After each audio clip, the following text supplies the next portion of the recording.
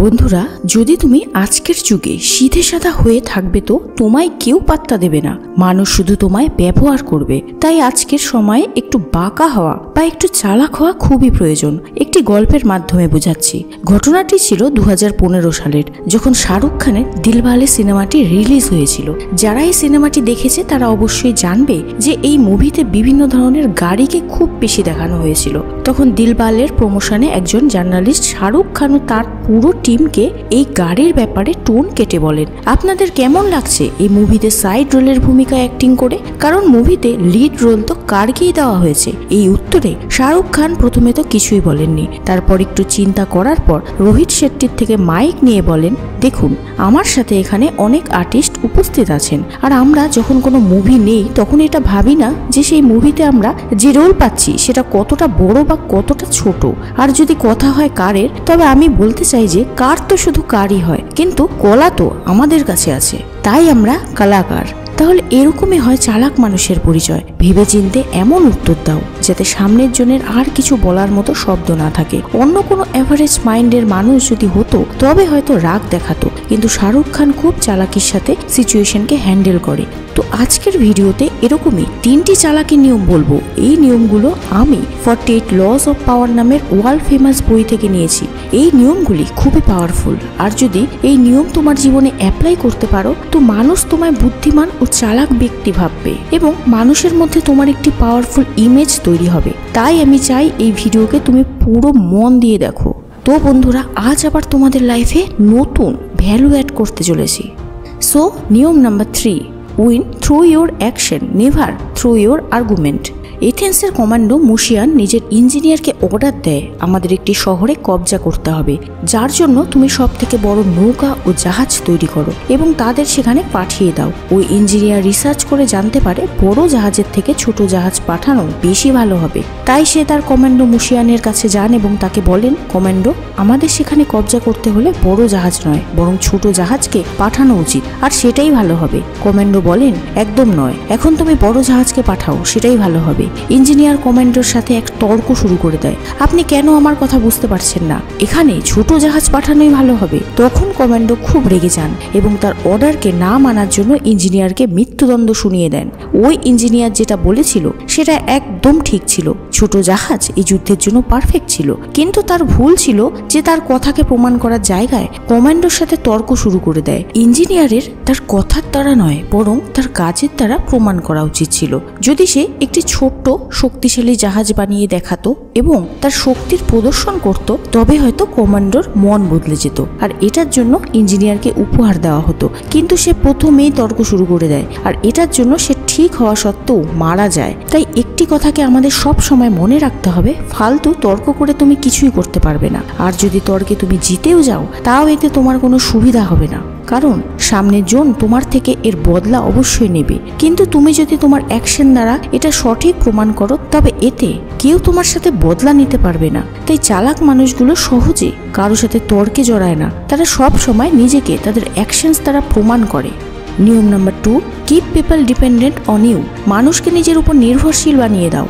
কেউ তোমায় ভালোবাসুক বা না বাসুক, যদি তোমাকে কারো প্রয়োজন হয় তবে সে তোমার কখনোই ক্ষতি করার চেষ্টা করবে না। ফ্রান্সের রাজা লুই 11 একজন জ্যোতিষীকে জিজ্ঞাসা করে যে তুমি যদি এতই ভবিষ্যৎবাণী করতে পারো তবে বলো তোমার কবে মৃত্যু হবে। তখন সেই জ্যোতিষী বলেন, মহারাজ, আপনার মৃত্যুর 3 দিন আগে আমার মৃত্যু হবে। এই কথা শুনে রাজা চিন্তায় পড়ে যান, কারণ লুই 11 ওই দিন সেই জ্যোতিষীকে মারার প্ল্যান বানিয়েছিল। কারণ রাজার মনে সন্দেহ ছিল যে জ্যোতিষী নিজের ভবিষ্যৎবাণীকে সত্যি প্রমাণ করার জন্য মানুষদের মেরে ফেলে, যাতে সকলে তার বিদ্যাকে বিশ্বাস করে। তাই রাজা জ্যোতিষীকে মৃত্যুদণ্ড দেওয়ার কথা ভেবেছিল। কিন্তু যখন জ্যোতিষী বলেন যে তার মৃত্যুর 3 দিন পর রাজার মৃত্যু হবে, তখন লুই 11 ভয়ে আটকে ওঠে এবং জ্যোতিষীকে মৃত্যুদণ্ড দেওয়ার বদলে তাকে অনেক উপহার দেয় এবং তাকে অনেক সম্মান প্রদান করে এবং তাকে দেখার জন্য অনেক ডাক্তার বৈদ্যকে ডাকা হয় যাতে সে বেশি দিন পর্যন্ত বেঁচে থাকে। আর এইভাবে জ্যোতিষী রাজাকে নিজের উপর নির্ভরশীল করে দেয়। এখন ওই রাজা চাইলেও জ্যোতিষীর কোনো ক্ষতি করতে পারবে না। আর এইভাবে ওই জ্যোতিষী অনেক বছর পর্যন্ত রাজার থেকে মুক্তি পায়। তাই সব সময় এমন তৈরি হও যে মানুষ তোমার উপর নির্ভরশীল হয়ে যায়, তোমাকে ছাড়া তার কাজই হবে না। আর তাকে এটা কখনোই শেখাবে না যে সে তোমাকে ছাড়া থাকা শিখে যায়। এটা শুনতে যতই খারাপ লাগুক না কেন, কিন্তু যদি তোমায় চালাক হতে হয় তবে এই নিয়মের পালন অবশ্যই করা উচিত। নিয়ম number 1, get others to do the work for you but always take the credit. Thomas Alva এডিসনের নাম তো সকলে শুনে থাকবে।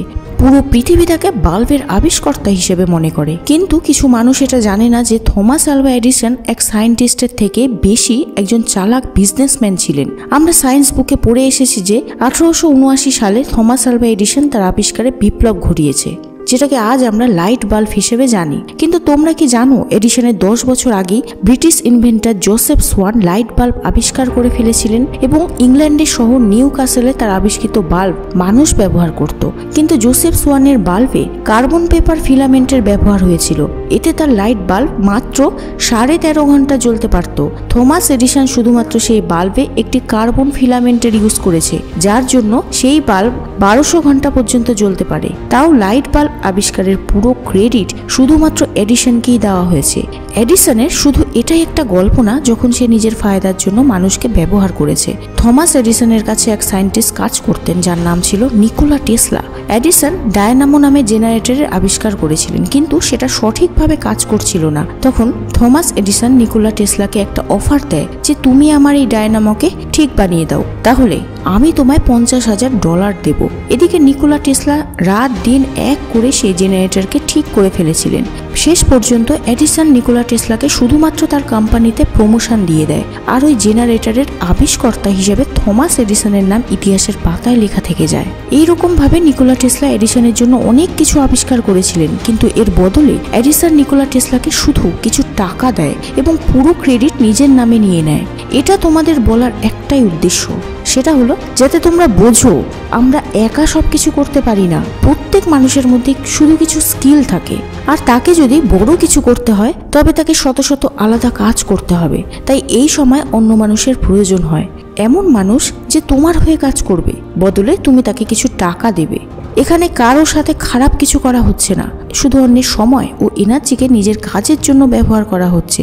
কারণ আমাদের নিজেদের সময় ও এনার্জির একটি লিমিট আছে। তাই যে কাজ অন্য কেউ তোমার হয়ে করে দিতে পারে সেটাকে তোমার করা উচিত নয়। তুমি সেই সব কাজই করবে যেটা তোমার জন্য জরুরি। তুমি নিজের কাজের জন্য একটি টিম বানাতে পারো, কারণ শেষে সব ক্রেডিট লিডারকেই দেওয়া হয়, টিমকে কেউ মনেই রাখে না। বন্ধুরা, এগুলি ছিল 3টি চালাকির নিয়ম যেটা প্রতিটি সাকসেসফুল ও ওয়াইজ মানুষ অবশ্যই ফলো করে। যদি তুমিও জীবনে সফল হতে চাও তো এই নিয়মকে অবশ্যই ফলো করো। যদি ভিডিও পছন্দ হয় তবে একটি লাইক অবশ্যই করো এবং ভিডিওটি কেমন লাগলো কমেন্ট করে জানাতে ভুলবে না। আর এরকমই কিছু এক্সট্রা অর্ডিনারি ভিডিও দেখার জন্য চ্যানেলটিকে সাবস্ক্রাইব করতে ভুলবে না যেন।